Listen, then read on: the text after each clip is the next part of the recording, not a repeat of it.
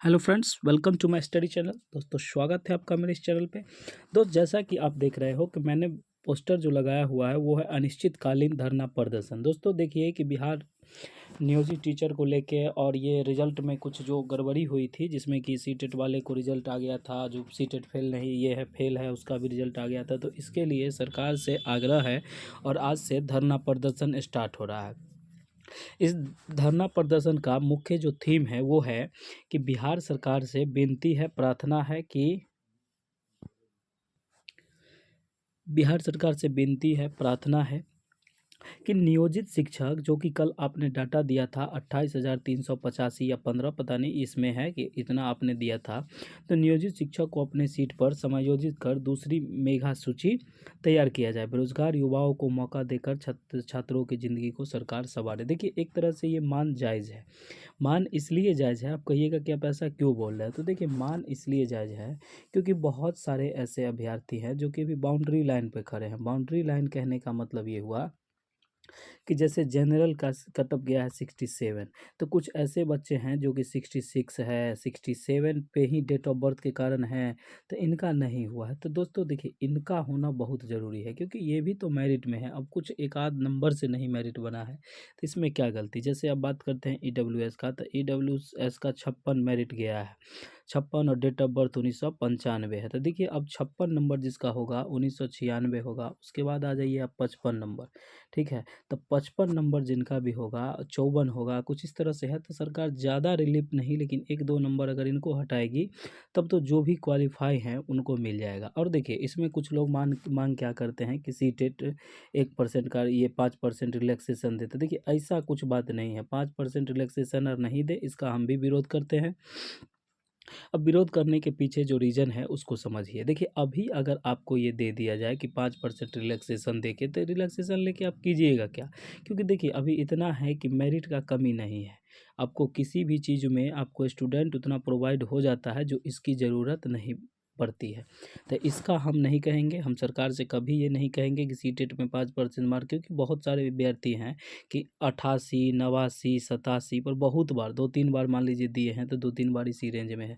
अब वो सब भी तो मांग करेंगे कि हमको क्यों नहीं दिए उस समय, तो ये होने वाला नहीं है और ये हो भी नहीं। इसका हम भी विरोध करते हैं और आप भी सोचिए तो आपको भी ये ठीक नहीं लगेगा। उसके बाद दोस्तों, इसमें जो बात करते हैं, आज से धरना प्रदर्शन स्टार्ट है।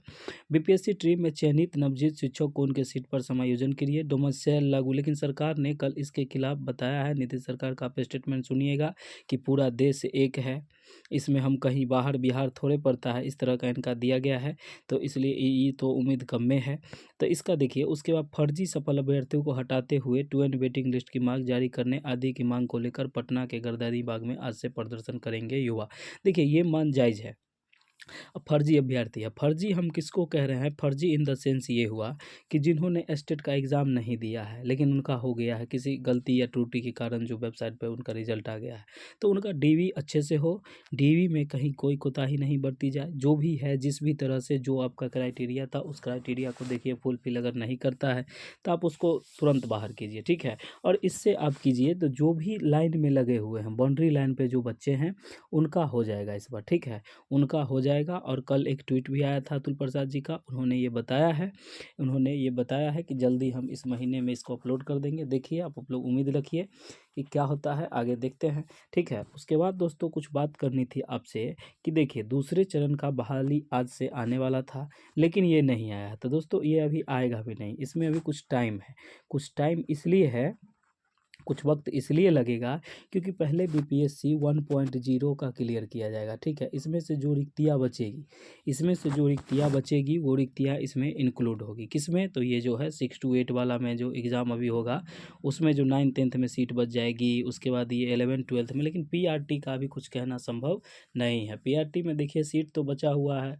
अभी नियोजित शिक्षक को इसमें जो कर दिए, तो नियोजित शिक्षक का 28,000 सीट खाली हो गया, तो वो भी अगर आप लोग मांग कीजिएगा तो वो आ सकता है, ठीक है। लेकिन पहले ये मांग कीजिए कि 2N वेटिंग लिस्ट जारी कीजिए, जो भी बाउंड्री लाइन पे है उनको मौका दिया जाए।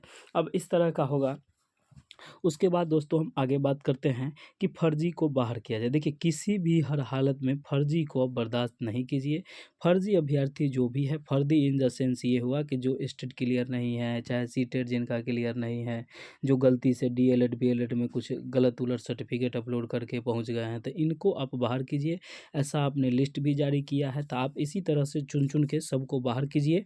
अब देखिए कि एक ब्लॉक का शायद हुआ था, तो उसमें से कहा जाता है कि 20-25 बच्चे ऐसे हैं। मान लीजिए कितना ब्लॉक है, तो आप उसको देखिए, थोड़ा सा टाइम लीजिए, लेकिन इसको काम कीजिए अच्छे से।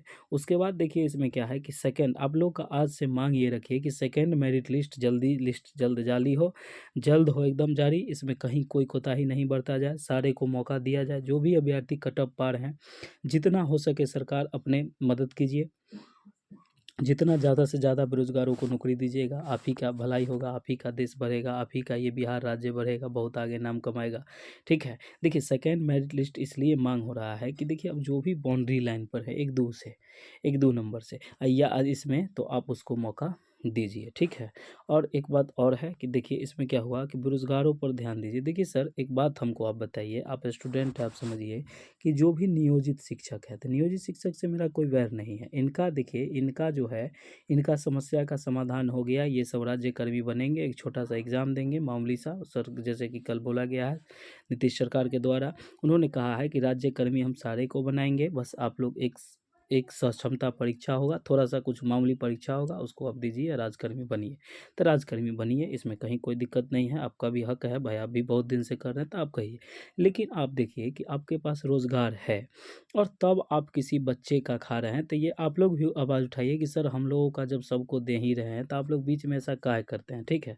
अब इधर देखिए, अब आपसे एक निवेदन है सर कि आप प्लीज़ इसमें समर्थन करें और जल्दी से जल्दी 2 एंड मेरिट लिस्ट जारी करें, जिससे कि बिहार के सारे बच्चों का भविष्य अच्छे से उज्जवल हो सके। और दोस्तों अगर इसी तरह आप मेरे साथ जुड़े रहिए। आपको अगर ये चैनल पसंद आता है तो आप इस चैनल को सब्सक्राइब कर दें, और कोई भी अपडेट आता है, हमको रात के 2 बजे वीडियो बनाना पड़े हम बनाएंगे, आपको कहीं पीछे नहीं रखेंगे। और जो भी जायज़ बात होगा, जो भी अगर आपको इस वीडियो में लगता है कि नहीं सर ये आप गलत बोले, चाहे इस तरह का कोई कॉम्प्लीमेंट आप देना चाहते हो, तो आप कॉमेंट में दे सकते हो। ठीक है?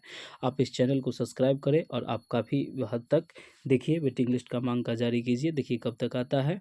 और इसको आप जल्दी से जल्दी जो हो इसमें कोई रणनीति अपनाइए। और एक बात कि जो भी बच्चे बीएड थे उनके लिए भी खुशखबरी है, क्योंकि बीएड का जल्द ही सीट आएगा, और उसमें इस बार एक सिलेक्शन पक्का कीजिए। एक सीट, बस एक सीट ही आपको चाहिए, उसी को रिजर्व कीजिए, जी जान तोड़ मेहनत कर दीजिए, जितना हो सके कर लीजिए। और आपको जो गाइडलाइन चाहिए वो हमसे आप ले सकते हैं, किस बुक को पढ़े, कैसे पढ़े, इस सब का अगर कुछ आपको चाहिए तो आप हमको कमेंट में बता दीजिएगा, मैं आपको सब चीज़ उसके लिए एक खास वीडियो बना दूंगा। आपको जो भी तकलीफ होगी, जो भी समस्या होगी, आप उसके लिए कर दीजिएगा। Okay, thank you so much, मिलते हैं नेक्स्ट वीडियो में। Thank you.